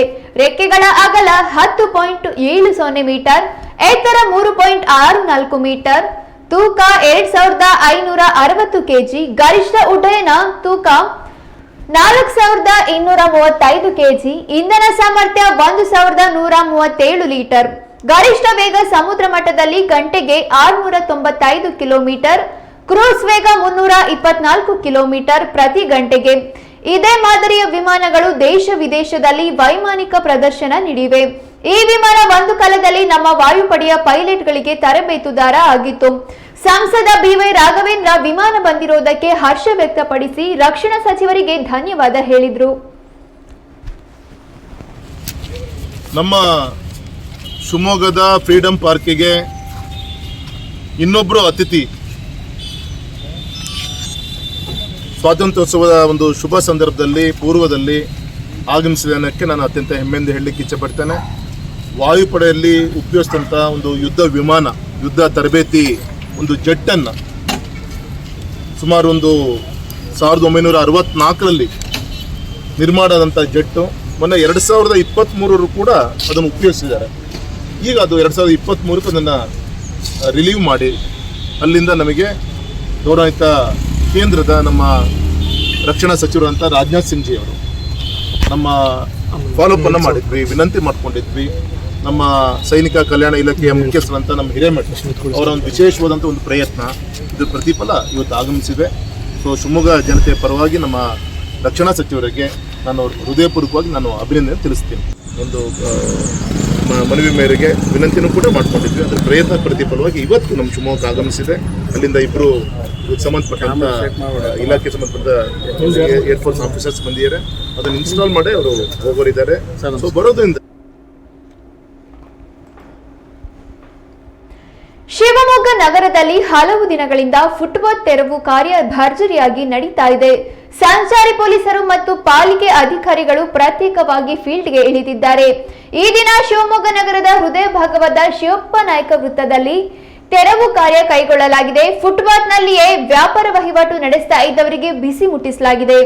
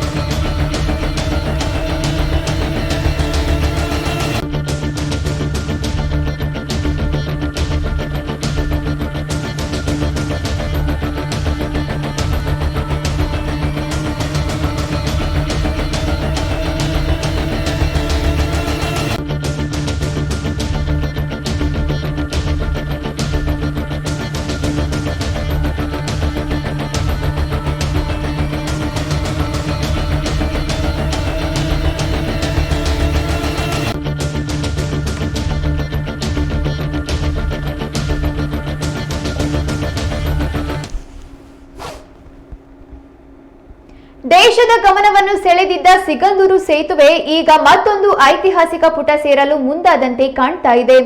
ಈ ಕುರಿತು ಮಾಹಿತಿ ನೀಡಿರುವ ಶಿವಮೊಗ್ಗ ಸಂಸದ BY ರಾಘವೇಂದ್ರ, ಶರಾವತಿ ನೀರಿನಲ್ಲಿ ಈ ಹಿಂದೆ ಯುದ್ಧದಲ್ಲಿ ಬಳಕೆಯಾದ ಯುದ್ಧ ನೌಕೆಯನ್ನ ಪ್ರದರ್ಶನಕ್ಕಿಡಲು ಯೋಜನೆ ನಡೆಸಿದ್ದೇನೆ ಎಂದು ತಿಳಿಸಿದ್ದಾರೆ. ಶೀಘ್ರದಲ್ಲೇ ಸಂಬಂಧಪಟ್ಟ ಸಚಿವರ ಜೊತೆ ಮಾತುಕತೆ ನಡೆಸಿ ಈ ವಿಚಾರದ ಕುರಿತು ಮನವಿ ಮಾಡ್ತೇನೆ. ಶಿವಶರಣರ ನಾಡು ಶಿವಮೊಗ್ಗವನ್ನ ಪ್ರವಾಸಿ ತಾಣವನ್ನಾಗಿ ಮಾಡುವುದು ಉದ್ದೇಶವಾಗಿದೆ ಎಂದು ಸಂಸದರು ಪ್ರತಿಕ್ರಿಯೆ ನೀಡಿದ್ದಾರೆ. ಯುದ್ಧದಲ್ಲಿ ಉಪಯೋಗಿಸಿದಂಥ ಟ್ಯಾಂಕರನ್ನು ಕೂಡ ನಮಗೆ ಇಲ್ಲಿಗೆ ಕಳಿಸ್ಕೊಡುವಂಥ ಪ್ರಯತ್ನ ಆಯಿತು. ಒಂದು ಈ ಸಂದರ್ಭದಲ್ಲಿ ಇಷ್ಟೇ ನಾನು ಹೇಳೋದು, ಬರುವಂಥ ದಿನದಲ್ಲಿ ನಾವು ಮತ್ತು ನಮ್ಮ ಹಿರೇಮಠವರು ಮಾತಾಡ್ಕೊಂಡಿದ್ದೀವಿ, ಪ್ಲ್ಯಾನ್ ಮಾಡ್ತಾ ಇದ್ದೀವಿ. ಯುದ್ಧದಲ್ಲಿ ಉಪಯೋಗಿಸಿದಂಥ ಯಾವ್ದಾದ್ರು ನೌಕಾಪಡೆಗೆ ಸಂಬಂಧಪಟ್ಟಂಥ ಹಡಗನ್ನು ಒಂದು ಇಲ್ಲಿ ಬಳುವಳಿಯಾಗಿ ನಮ್ಮ ಇಲ್ಲಿ ಕೊಟ್ಟರೆ, ಅಲ್ಲಿ ನಮ್ಮ ಸಿಗಂದೂರು ಸೇತುವೆ ನಿರ್ಮಾಣ ಏನಾಗಿದೆ ಆ ಭಾಗದಲ್ಲಿ ಎಲ್ಲಾದರೂ ಅದನ್ನು ನಿಲ್ಲಿಸಿದರೆ ಒಂದು ಟೂರಿಸಂ ಅಟ್ರಾಕ್ಟ್ ಆಗುತ್ತೆ. ಮತ್ತು ವಿಶೇಷವಾಗಿ ನಮ್ಮ ಯುವ ಜನತೆಗೆ ಒಂದು ಯುದ್ಧದ ಇತಿಹಾಸವನ್ನು ಕೂಡ ತಿಳಿಸ್ಕೊಡ್ಲಿಕ್ಕೆ ಆ ಒಂದು ಧೈರ್ಯ, ಇದು ದೇಶಾಭಿಮಾನ ಇದೆಲ್ಲದೂ ಕೂಡ ಬೆಳೆಸಲಿಕ್ಕೆ ಅನುಕೂಲ ಆಗುತ್ತೆ ಅಂತೇಳಿ ಈ ರೀತಿ ಚಿಂತನೆ ಮಾಡಿ ಒಂದೊಂದನ್ನು ಕೂಡ ಇಲ್ಲಿ ತರಿಸ್ಕೊಳ್ಳುವಂಥ ಒಂದು ಪ್ರಯತ್ನ. ಆ ವಿಚಾರದಲ್ಲಿ ಎರಡರಲ್ಲೂ ಕೂಡ ರಾಜನಾಥ್ ಸಿಂಗ್ ಜಿ ಅವರ ಒಂದು ಸಹಕಾರ. ಈಗ ಮೂರನೇದು ಒಂದು ನೌಕಾಪಡೆಯಲ್ಲಿ ಉಪಯೋಗಿಸುವಂಥ ಒಂದು ಹಡಗನ್ನು ಕೂಡ ನಮಗೆ ಕೊಡಬೇಕು ಅಂತೇಳಿ ನಾನು ಶಿವಮೊಗ್ಗ ಜನತೆ ಪರವಾಗಿ ನಾನು ನಾಳೆ ಹಿಡಿದಲ್ಲಿ ಡೆಲ್ಲಿ ಹೋದಾಗ ವಿನಂತಿಯನ್ನು ಕೂಡ ನಾನು ಕಳಿಸ್ಕೊಡ್ತೀನಿ. ಬರುವಂಥ ದಿನದಲ್ಲಿ ಅದನ್ನು ಕೂಡ ಸ್ವಾಗತ ಮಾಡಿ. ರಾಜ್ಯದಲ್ಲಿ ರಸಗೊಬ್ಬರದ ಅಭಾವ ಉಂಟಾಗಿದೆ. ಇದರ ಬೆನ್ನಲ್ಲೇ ರಾಜ್ಯ ಸರ್ಕಾರ ಮತ್ತು ಕೇಂದ್ರ ಸರ್ಕಾರ ಪರಸ್ಪರ ಆರೋಪ ಪ್ರತ್ಯಾರೋಪ ಮಾಡುವುದರಲ್ಲಿ ಬ್ಯುಸಿಯಾಗಿದ್ದಾರೆ. ರಸಗೊಬ್ಬರದ ಕುರಿತು ಪ್ರಸ್ತಾಪಿಸಿದ ಕೇಂದ್ರ ಸಚಿವ ವಿ ಸೋಮಣ್ಣ, ರಾಜ್ಯದಲ್ಲಿ ರಸಗೊಬ್ಬರಗಳು ಕಾಳಸಂತೆ ಪಾಲಾಗಿವೆ. 8 ಲಕ್ಷ ಮೆಟ್ರಿಕ್ ಟನ್ ರಸಗೊಬ್ಬರದ ಪೈಕಿ ಅವರು ಹಂಚಿದ್ದು 6 ಲಕ್ಷ ಮೆಟ್ರಿಕ್ ಟನ್ ಮಾತ್ರ. ಇನ್ನು 15,000 ಟನ್ ಕೇಂದ್ರದಿಂದ ಬರ್ತಾ ಇದೆ ಎಂದು ರಾಜ್ಯ ಸರ್ಕಾರಕ್ಕೆ ಆರೋಪ ತಳ್ಳಿದ್ದಾರೆ. ಸಚಿವ ಚಲುವನಾರಾಯಣ ಸ್ವಾಮಿ ಮಾತು ಸ್ವಲ್ಪ ಕಮ್ಮಿ ಮಾಡಲಿ ಎಂದು ಮಾಧ್ಯಮಗಳಿಗೆ ಪ್ರತಿಕ್ರಿಯಿಸಿದ್ದಾರೆ.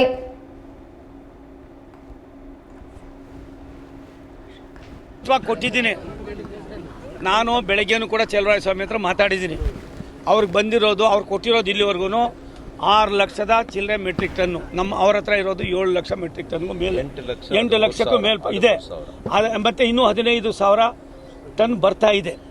ಮತ್ತೆ ಏನಾಗಿದೆ, ಯೂರಿಯಾ ಕೋಟೆಡ್ ಆದಮೇಲೆ ಇದು ಇರಲಿಲ್ಲ ಸಮಸ್ಯೆ. ಯಾಕಪ್ಪ ತುಮಕೂರಿನಲ್ಲಿಲ್ಲ? ಕೆಲವು ಜಿಲ್ಲೆಗಳಲ್ಲಿ ಎಲ್ಲೋ ಒಂದು ಕಡೆ ಲೋಪ ಆಗಿರೋದು ಅನ್ನೋದಕ್ಕಿಂತ ಹೆಚ್ಚಾಗಿ ಕೆಲವು ಬಾಲ್ಗಳು ಇರ್ತವೆ. ಬಾಲ್ಗಳು ಕಾಲಸಂತೆಯಲ್ಲಿ ವ್ಯವಸ್ಥೆಯಲ್ಲಿ ಎಲ್ಲ ಒಂದು ಕಡೆ ಪಾಲ್ದಾರ ಆಗಿರೋದ್ರಿಂದ ಇದು ಕೂಡ ಈಗಾಗಲೇ ಭಾರತ ಸರ್ಕಾರ ನಮ್ಮ ಕೆಲಸ ರೈತರಿಗೆ, ರೈತ ವರ್ಗಕ್ಕೆ ಅವ್ರಿಗೆ ಬೇಕಾಗಿರ್ತಂಥ ಏನು ಬೀಜ ಗೊಬ್ಬರದ ರಸಗೊಬ್ಬರ ಇದೆ, ಇದು ನಾವು ಎಂದೂ ಕೂಡ ಇದು ಮಾಡಿಲ್ಲ. ಅವರು ಎಲ್ಲೋ ಈ ಸಾರಿ ಸ್ವಲ್ಪ ಜಲ್ದಿ ಮಳೆ ಮುಂಗಾರು ಬಂದಿದ್ದರಿಂದ ಸ್ವಲ್ಪ ಜಾಸ್ತಿ ಖರ್ಚಾಗಿರ್ಬೋದು. ಆದರೆ ಏನು ಈ ಕಾಳಸಂತೆ ಕೋರಿದಾರಲ್ಲ, ಇದ್ರ ಬಗ್ಗೆ ಕರ್ನಾಟಕದ ಜನ, ಅಧಿಕಾರಿ, ಇವರು ಕೂಡ ರಾಜ್ಯ ಸರ್ಕಾರ ಕೂಡ ಗಮನ ಹರಿಸಬೇಕು. ಸರ್, ಚಲುವರಾಯ ಸ್ವಾಮಿ ಇವಾಗ ಸ್ಟೇಟ್ಮೆಂಟ್ ಕೊಟ್ಟಿದ್ದಾರೆ, ಕೃಷಿಕರಿಗೆ ತಪ್ಪು ಮಾಹಿತಿ ಕೊಡ್ತಾ ಇದ್ದಾರೆ ಬಿಜೆಪಿ ಅವರು ಅಂತ ಮಂಡ್ಯದಲ್ಲಿ ಸ್ಟೇಟ್ಮೆಂಟ್ ಕೊಟ್ಟಿದ್ದಾರೆ. ಮೊದಲು ಚಲುವರಾಯ ಸ್ವಾಮಿ ಅವರು ನನ್ನ ಸ್ನೇಹಿತರು, ಇಲ್ಲಿವರೆಗೂ ಹೆಂಗಿದ್ದೀರ ಹಂಗೆ ನಡ್ಕೊಂಡೋಗಿ ಮೊದಲು ನಿಮ್ಮಲ್ಲಿ ಇರ್ತಕ್ಕಂಥ ಕೆಲವು ನ್ಯೂನತೆಗಳನ್ನ ಸರಿಪಡಿಸಿ, ಯಾವ್ಯಾವ ಜಾಯಿಂಟ್ ಡೈರೆಕ್ಟ್ ಇದ್ದಾರೆ, ಅಧಿಕಾರಿಗಳಿದ್ದಾರೆ, ಮತ್ತೊಬ್ಬರು ಇದ್ದಾರೆ, ಆ ಬಾಲ್ಗಳು ಯಾರಿದ್ದಾರೆ ಅದನ್ನು ಯಾವ ರೀತಿ ಕಠಿಣವಾಗಿ ಕ್ರಮ ತಗೋಬೇಕು ತಗೊಳ್ಳಿ. ನಿಮ್ಗೆ ಇನ್ನೂ ಏನಾದ್ರು ಅವಶ್ಯಕತೆ ಇದ್ದರೆ ನಾವು ಕೂಡ, ನಾವೆಲ್ಲರೂ ಲೋಕಸಭಾ ಸದಸ್ಯರು, ನಾವೆಲ್ಲರೂ ಕೂಡ ನಡ್ಡಾಜಿಯವರ ಹತ್ರ ಹೋಗಿ ಸ್ಟಾಕ್ ಪ್ರಕಾರ 1.5 ಲಕ್ಷ ಟನ್ ಇನ್ನೂ ಅವ್ರ ಹತ್ರ ಇದೆ ಯೂರಿಯಾ ರಾಜ್ಯದಲ್ಲಿದೆ. ಕೇಂದ್ರ ಸರ್ಕಾರ ಅಧಿಕೃತವಾಗಿ ಹೇಳ್ತಾ ಇರೋದು ಇದು.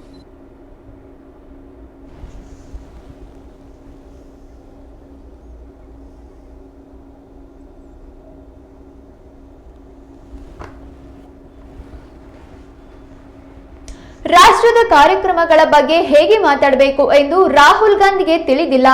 ಅವರಿಗೆ ಸ್ವಲ್ಪ ಕಾಮನ್ ಸೆನ್ಸ್ ಕೊರತೆ ಇದೆ ಎಂದು ಕೇಂದ್ರ ಸಚಿವ ವಿ ಸೋಮಣ್ಣ ಟೀಕೆ ಮಾಡಿದ್ದಾರೆ. ಲೋಕಸಭೆಯಲ್ಲಿ 1 ಗಂಟೆ ಅವರಿಗೆ ಮಾತನಾಡೋದಿಕ್ಕೂ ಆಗೋದಿಲ್ಲ. ಮೊದಲು ಅವರು ಇತಿಹಾಸದ ಪುಸ್ತಕ ಓದಲಿ, ಸುಮ್ಮನೆ ನಗೆಪಾಟಲಿಗೆ ಅವರು ಒಳಗಾಗ್ತಾರೆ ಎಂದು ಮಾಧ್ಯಮಗಳಿಗೆ ಹೇಳಿಕೆ ನೀಡಿದ್ದಾರೆ.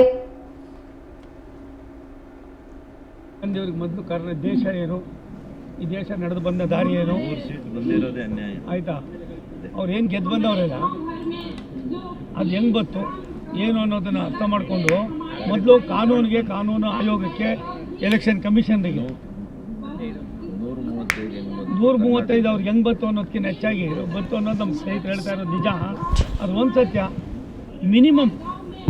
ಮಿನಿಮಮ್ ಕಾಮನ್ ಸೆನ್ಸ್ ಇಲ್ದಿರ ಇರ್ತಕ್ಕಂಥವ್ರು ಮಾತಾಡ್ಬೋದು ವಿನ ಒಬ್ಬ ರಾಷ್ಟ್ರದ ವಿರೋಧ ಪಕ್ಷದ ನಾಯಕರಾಗಿ, ನೆಹರು ಕುಟುಂಬದ ಕೊಂಡಿಯಾಗಿ ಅವ್ರು ಏನು ಮಾತಾಡ್ತಾ ಇದ್ದಾರೆ, ಈ ದೇಶಕ್ಕೆ ಎಂಥ ದುರಂತ ಅನ್ನೋದನ್ನು ದೇಶದ ಜನ ಅರ್ಥ ಮಾಡ್ಕೋಬೇಕಾಗಿದೆ. ಸರ್, ಬಿಜೆಪಿ ವಿಧಾನಸಭೆ ಎಲೆಕ್ಷನ್ ಅಲ್ಲಿ ಅಕ್ರಮ ಆಗಿಲ್ಲ, ಲೋಕಸಭೆ ಎಲೆಕ್ಷನ್ ಅಲ್ಲಿ ಅಕ್ರಮ ಆಗಿದೆ ಅಂತ ಅವ್ರ ವಾದ. ಸರ್, ಒಂದು ನಿಮಿಷ ತಾಳಿ.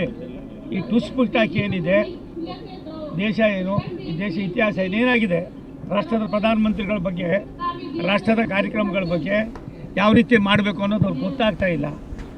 ಲೋಕಸಭೆಯಲ್ಲಿ ಬಂದು ನಿಂತ್ಕೊಂಡು 1 ಗಂಟೆ ಅವತಾರ ಅವ್ರು ಮಾತಾಡಿದ್ದಾರೆ ಕೇಳಿ.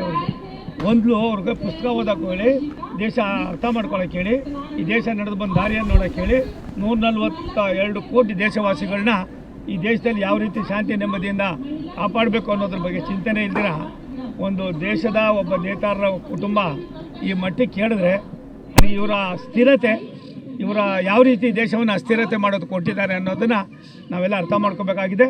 ಇದು ಬಂಡಲ್ ಬಾಜು. ಇಂಥ ಹೇಳಿಕೆ, ಕ್ಷುಲ್ಲಕವಾದ ಹೇಳಿಕೆಯನ್ನು ನಮ್ಮ ಸಾಮಾನ್ಯರು ಕೂಡ ಕೊಡೋದಿಲ್ಲ ಅಂತ ಹೇಳಿಕೆಯನ್ನು ಕೊಟ್ಟು ಸನ್ಮಾನ್ಯ ರಾಹುಲ್ ಗಾಂಧಿಯವರು ನಗೆಪಾಟ್ಲಿಗೆ ಕಾರಣರಾಗಿದೆ. ಚುನಾವಣಾ ಪರಿಷ್ಕರಣೆ ವಿರುದ್ಧ ಪ್ರತಿಭಟನೆ ಮಾಡಲು ವಿರೋಧ ಪಕ್ಷದ ನಾಯಕ ರಾಹುಲ್ ಗಾಂಧಿ ನಾಳೆ ಬೆಂಗಳೂರಿಗೆ ಆಗಮಿಸಲಿದ್ದಾರೆ. ಈ ವಿಚಾರದ ಕುರಿತು ಮಾತನಾಡಿದ ಸಂಸದ ಬಿವೈ ರಾಘವೇಂದ್ರ ರಾಹುಲ್ ಗಾಂಧಿ ವಿರುದ್ಧ ಹರಿಹಾಯ್ದರು. ರಾಹುಲ್ ಗಾಂಧಿ ಅವರಿಗೆ ನಾಚಿಕೆ ಆಗಬೇಕು. ನಾಳೆ ಬಿಜೆಪಿ ವತಿಯಿಂದ ಬೆಂಗಳೂರಿನಲ್ಲಿ ನಾವು ಪ್ರತಿಭಟನೆ ಮಾಡಲಿದ್ದೇವೆ ಎಂದು ಶಿವಮೊಗ್ಗ ಸಂಸದರು ಮಾಧ್ಯಮಗಳಿಗೆ ಹೇಳಿಕೆ ನೀಡಿದರು. ವಿರೋಧ ಪಕ್ಷದ ನಾಯಕರು ಅವರಂತ ರಾಹುಲ್ ಗಾಂಧಿ ಅವರು, ತಮಗೆ ಗೊತ್ತಿರ್ಬೋದು, ಹೋದ ಬಾರಿ ಅಧಿಕೃತವಾದಂಥ ವಿರೋಧ ಪಕ್ಷದ ನಾಯಕನ ಸ್ಥಾನ ಕೂಡ ಈ ಕಾಂಗ್ರೆಸ್ ಇದ್ದಿದ್ದಿಲ್ಲ. ಆದರೆ ಏನು ಜನರ ಆಶೀರ್ವಾದದಿಂದ ಒಂದು ವಿರೋಧ ಪಕ್ಷದ ನಾಯಕನ ಸ್ಥಾನ, ಸಂವಿಧಾನಬದ್ಧವಾದಂಥ ಒಂದು ಸ್ಥಾನ 10 ವರ್ಷ ನಂತರ ಕಾಂಗ್ರೆಸ್ಸಿಗೆ ಈ ಬಾರಿ ಲೋಕಸಭೆ ಸಿಕ್ಕಿದೆ. ಹಾಗಾಗಿ ಈ ಸಂದರ್ಭದಲ್ಲಿ ನಾನು ಇಷ್ಟು ಮಾತ್ರ ಹೇಳಲಿಕ್ಕೆ ಇಚ್ಛೆಪಡ್ತೇನೆ. ಒಂದು ಸಂವಿಧಾನಬದ್ಧವಾದಂಥ ಚುನಾವಣಾ ಆಯೋಗವನ್ನು ಇವು ಪ್ರಶ್ನೆ ಮಾಡುವಂಥ ಒಂದು ಪ್ರಯತ್ನ ನಡೀತಾ ಇದೆ. ನಾನು ಈ ಸಮಯ ಇಷ್ಟು ಮಾತ್ರ ಹೇಳ್ತೀನಿ, ಸಂವಿಧಾನದ ಬಗ್ಗೆ ಅವ್ರಿಗೆ ಗೌರವ ಇದ್ದಿದ್ರೆ, ಅಂಬೇಡ್ಕರ್ ಜಿ ಅವ್ರ ಬಗ್ಗೆ ಗೌರವ ಇದ್ದಿದ್ರೆ, ಇವರ ಅನುಕೂಲಕ್ಕೋಸ್ಕರ ಸಂವಿಧಾನವನ್ನು ಬದಲಾವಣೆ ಮಾಡಿ ತುರ್ತು ಪರಿಸ್ಥಿತಿಯನ್ನು ದೇಶಕ್ಕೆ ಹೇರಿದ್ದು ಇದೇ ಗೌರವಂತ ಇಂದಿರಾ ಗಾಂಧಿ ಅವರು, ಇದೇ ಕಾಂಗ್ರೆಸ್ ಪಕ್ಷ. ಹಾಗಾಗಿ ಇವರಿಂದ ನಾವು ಸಂವಿಧಾನಕ್ಕೆ ಗೌರವ ಸಿಗುತ್ತೆ ಅಂತ ನಾವು ಯಾರು ಕೂಡ ನಿರೀಕ್ಷೆ ಮಾಡೋಕ್ಕಾಗಲ್ಲ. ಯಾಕಂದ್ರೆ ಇವತ್ತು ಚುನಾವಣಾ ಆಯೋಗ, ಇನ್ನೊಂದು ಇದೇ ಚುನಾವಣಾ ಆಯೋಗದ ವಿರುದ್ಧ ಈಗ ಆಲ್ರೆಡಿ ಸುಪ್ರೀಂ ಕೋರ್ಟಲ್ಲಿ ಇಶ್ಯೂ ನಡೀತಾ ಇದೆ, ಅಲ್ಲಿನೂ ವರ್ಡಿಟ್ ಬರಬೇಕಾಗಿದೆ. ಈಗ ಆಲ್ರೆಡಿ ಬೀದಿಗೆ ಹೋರಾಟ ಮಾಡಿ ಮೊಸಳೆ ಕಣ್ಣೀರು ಹಾಕ್ತೀನಿ ಅಂತೇಳಿ ಏನು ಹೊರಟಿದ್ದಾರೆ. ಈ ರೀತಿ ಸಂವಿಧಾನಬದ್ಧ ಸಂಸ್ಥೆಗಳಿಗೆ ಅಗೌರವ ಮಾಡುತ್ತದೆ ಈ ಕಾಂಗ್ರೆಸ್ಸಿಂದ ಅವತ್ತಿಂದ ಕೂಡ ಬಂದಂಥ ಒಂದು ಬಡವಲಯದ್ದು. ಅದನ್ನು ಮುಂದುವರಿಸ್ಕೊಂಡು ಹೋಗ್ತಾ ಇದ್ದಾರೆ. ಈಗ ಪ್ರಶ್ನೆ ಮಾಡಿದ್ರೆ ಅವಾಗ ಮೊನ್ನೆ ಕಾಂಗ್ರೆಸ್ ಸರ್ಕಾರ ಆಡಳಿತಕ್ಕೆ ಬಂತಲ್ಲ ಕರ್ನಾಟಕದಲ್ಲಿ, ಅವತ್ತೇ ಪ್ರಶ್ನೆ ಮಾಡ್ಬೋದಿತ್ತಲ್ಲ. ಪಂಜಾಬಲ್ಲಿ ಕಾಂಗ್ರೆಸ್ ಸರ್ಕಾರ ಆಡಳಿತಕ್ಕೆ ಬಂತು, ಅವತ್ತು ಮಾಡ್ಬೋದಿತ್ತಲ್ಲ. ಇವರಿಗೆ ಅನುಕೂಲ ಆದಾಗ ಚುನಾವಣಾ ಆಯೋಗದ ಬಗ್ಗೆ ತುಂಬ ಪ್ರೀತಿ, ಯಾವಾಗ ಈ ರೀತಿ ಅಂತ ಜನರು ಹೊರಡಿಟ್ಟು ನೆಗೆಟಿವ್. ಕ್ರಿಕೆಟ್ ಪ್ರೇಮಿಗಳನ್ನ ತುದಿಗಾಲಲ್ಲಿ ನಿಲ್ಲಿಸಿದ ಓವಲ್ ಟೆಸ್ಟ್ ಪಂದ್ಯವನ್ನ 6 ಗೆಲ್ಲುವ ಮೂಲಕ ಭಾರತ ತಂಡ ಸರಣಿಯನ್ನ 2-2 ಸಮಬಲಗೊಳಿಸುವಲ್ಲಿ ಯಶಸ್ವಿಯಾಗಿದೆ. ಈ ಮೂಲಕ ಪ್ರತಿಷ್ಠಿತ ಆಂಡರ್ಸನ್ ತೆಂಡೂಲ್ಕರ್ ಟ್ರೋಫಿಯನ್ನ ತನ್ನ ಬಳಿ ಉಳಿಸಿಕೊಂಡಿದೆ. ಓವೆಲ್ನಲ್ಲಿ ನಡೆದ ಭಾರತ ಮತ್ತು ಇಂಗ್ಲೆಂಡ್ ನಡುವಿನ ತೆಂಡೂಲ್ಕರ್ ಆಂಡರ್ಸನ್ ಟ್ರೋಫಿ ಅನೇಕ ನಾಟಕೀಯ ಘಟನೆಗಳಿಗೆ ಸಾಕ್ಷಿಯಾಯಿತು. ಇಂಗ್ಲೆಂಡ್ ಗೆಲುವಿಗೆ ಅಂತಿಮ ದಿನ ಬೇಕಿದ್ದುದು ಕೇವಲ 35 ರನ್. ಆದ್ರೆ ಪ್ರತಿ ರನ್ಗೂ ಒದ್ದಾಡುವಂತೆ ಮಾಡಿದ್ರು ಭಾರತದ ಬೌಲರ್ಗಳು. ಈ ಮೈದಾನದಲ್ಲಿ 263 ರನ್ಗಳನ್ನ ಚೇಸ್ ಮಾಡಿ ಗೆದ್ದ ಉದಾಹರಣೆಯೇ ಇಲ್ಲ. ಅಂತಿಮ ದಿನ ಮೋಡ ಕವಿದ ವಾತಾವರಣದಲ್ಲಿ ಇಂಗ್ಲೆಂಡ್ಗೂ ಬ್ಯಾಟಿಂಗ್ ಕಷ್ಟವಾಗಿತ್ತು.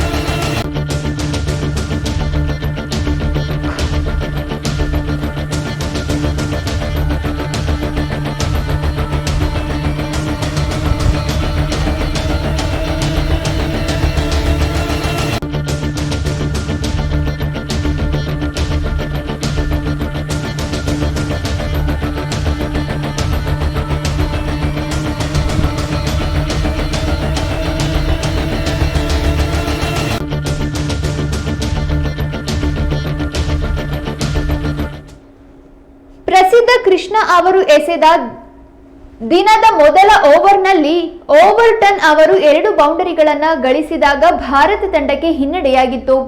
ಆದ್ರೆ ಸಿರಾಜ್ ಅವರು ಮುಂದಿನ ಓವರ್ನಲ್ಲೇ ಜಾಮಿ ಸ್ಮಿತ್ ಅನ್ನ ವಿಕೆಟ್ ಕೀಪರ್ ಧ್ರುವ್ ಜುರೆಲ್ ಅವರಿಗೆ ಕ್ಯಾಚ್ ಕೊಡಿಸುವಲ್ಲಿ ಸಫಲರಾಗಿದ್ರಿಂದ ಇಂಗ್ಲೆಂಡ್ ತಿರುಗೇಟು ನೀಡಿದ್ರು.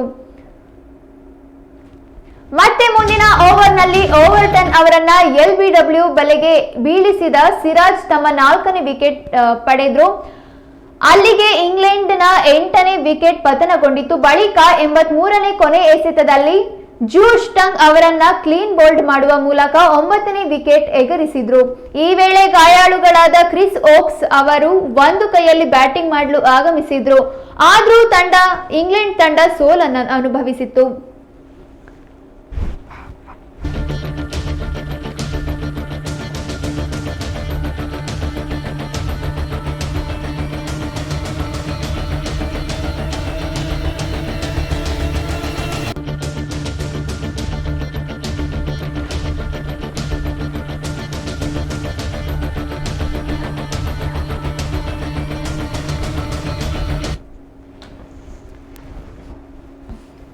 ಧರ್ಮಸ್ಥಳಕ್ಕೆ ಸಂಬಂಧಿಸಿದಂತೆ ಎಸ್ಐಟಿ ತನಿಖೆ ನಡೀತಾ ಇದೆ.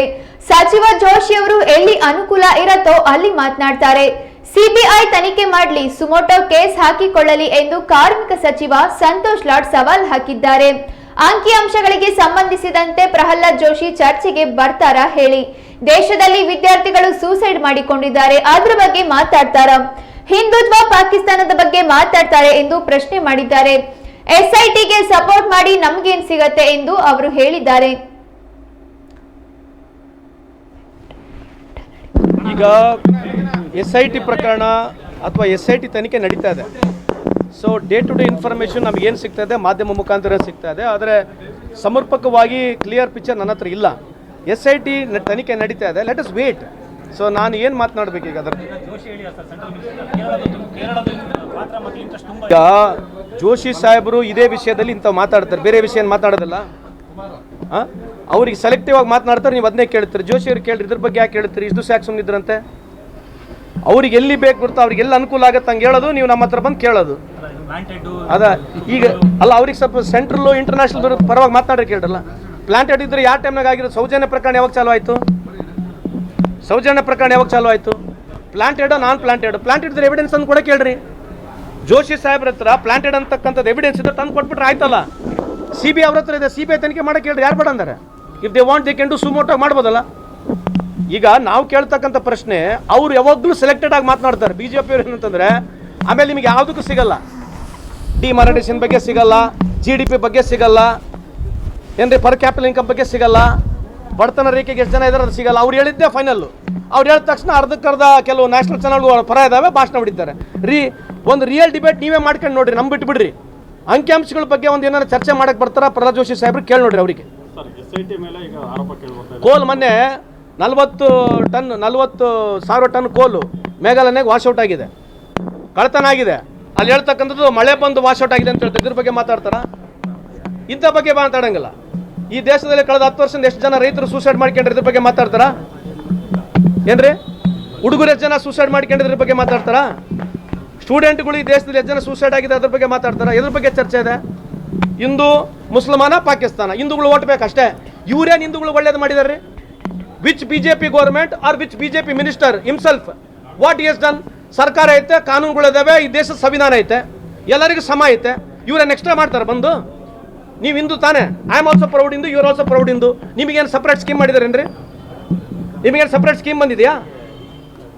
ನಿಮ್ಮ ಮನೆಗೆ ಬಂಗಾರ ತಟ್ಟೆ ಕಳಿಸ್ಯಾರಾ?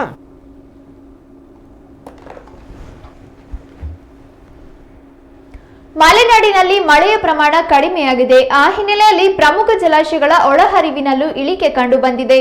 ಲಿಂಗನಮಕ್ಕಿ ಜಲಾಶಯದ ಗರಿಷ್ಠ ಮಟ್ಟ 1819 ಅಡಿಯಾಗಿದ್ದು, ಸದ್ಯ ಜಲಾಶಯದಲ್ಲಿ 1811.60 ಅಡಿಯಷ್ಟು ನೀರು ಸಂಗ್ರಹವಾಗಿದೆ.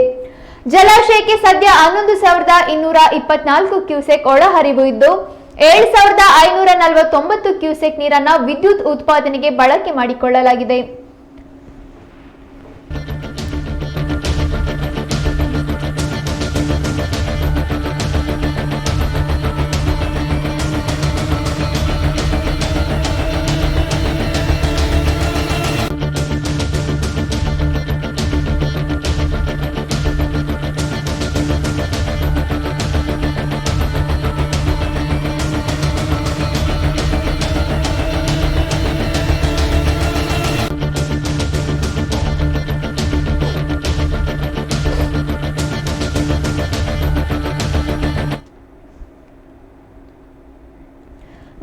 ಜಲಾಶಯದ ಒಳಹರಿವಿನಲ್ಲೂ ಭಾರಿ ಇಳಿಕೆ ಕಂಡುಬಂದಿದೆ.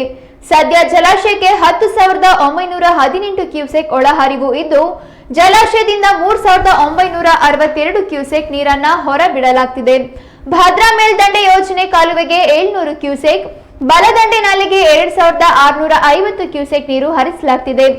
ಕ್ರಸ್ಟ್ ಗೇಟ್ ಮೂಲಕ ನೀರು ಹರಿಸುವುದನ್ನು ಮಳೆ ಕಡಿಮೆಯಾದ ಹಿನ್ನೆಲೆಯಲ್ಲಿ ನಿಲ್ಲಿಸಲಾಗಿದೆ.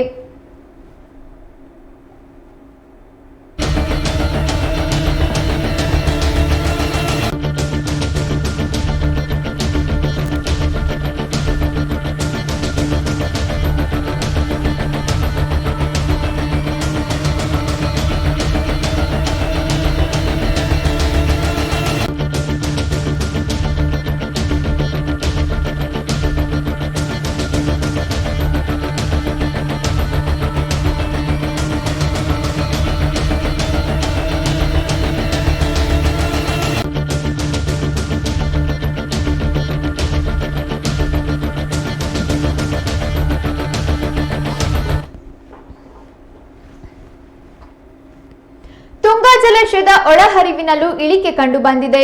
ಜಲಾಶಯಕ್ಕೆ ಸದ್ಯ 18,003 ಕ್ಯೂಸೆಕ್ ಒಳಹರಿವು ಇದ್ದು, ಜಲಾಶಯದಿಂದ 19,149 ಕ್ಯೂಸೆಕ್ ಹೊರಬಿಡಲಾಗ್ತಿದೆ. ತುಂಗಾ ಜಲನಯನ ಪ್ರದೇಶದಲ್ಲಿ ಕಳೆದ 3-4 ದಿನಗಳಿಂದ ಮಳೆಯ ಪ್ರಮಾಣ ಕಡಿಮೆಯಾಗಿದ್ದು, ಒಳಹರಿವಿನಲ್ಲಿ ಇಳಿಕೆ ಕಂಡು ಬಂದಿದೆ. ತುಂಗಾ ಮೇಲ್ದಂಡೆ ಕಾಲುವೆಗೆ 1,407 ಕ್ಯೂಸೆಕ್, ಎಡದಂಡೆ ನಾಲೆಗೆ 227 ಕ್ಯೂಸೆಕ್, ಬಲದಂಡೆ ನಾಲೆಗೆ 117 ಕ್ಯೂಸೆಕ್ ನೀರು ಹರಿಸಲಾಗ್ತಿದೆ.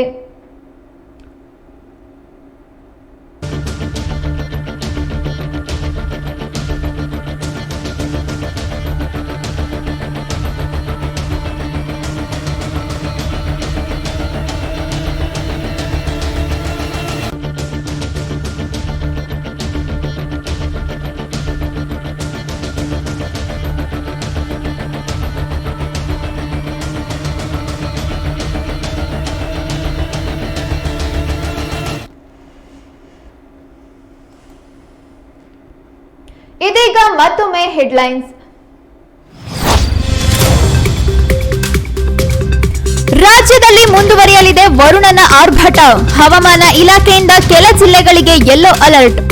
ಆಗಸ್ಟ್ 9ರವರೆಗೆ ಕೆಲ ಕಡೆ ಭಾರೀ ಮಳೆ ಸಾಧ್ಯತೆ. ಸಾರಿಗೆ ನಿಗಮಗಳ ನೌಕರ ಸಂಘಟನೆಗಳ ಪಟ್ಟು. ನಾಳೆಯಿಂದಲೇ ರೋಡಿಗಿಳಿಯೋದಿಲ್ಲ ಕೆಎಸ್ಆರ್ಟಿಸಿ ಬಸ್ಗಳು. ಸಿಎಂ ಜೊತೆಗಿನ ಮಾತುಕತೆಯು ವಿಫಲ. ಶಿವಮೊಗ್ಗದ ಫ್ರೀಡಂ ಪಾರ್ಕ್ಗೆ ಹೊಸ ಅತಿಥಿಯ ಆಗಮನ. ಯುದ್ಧ ವಿಮಾನ ಕಂಡು ಮಲೆನಾಡಿನ ಜನರು ಖುಷ್. ರಕ್ಷಣಾ ಸಚಿವರಿಗೆ ಧನ್ಯವಾದ ಹೇಳಿದ ಸಂಸದ ಬಿವೈಆರ್. ಇದಿಷ್ಟು ಈ ಹೊತ್ತಿನ ಪ್ರಮುಖ ಸುದ್ದಿ. ಹೆಚ್ಚಿನ ಮಾಹಿತಿಗಾಗಿ ನೋಡ್ತಾ ಇರಿ ಕನ್ನಡ ಮೀಡಿಯಂ 24x7.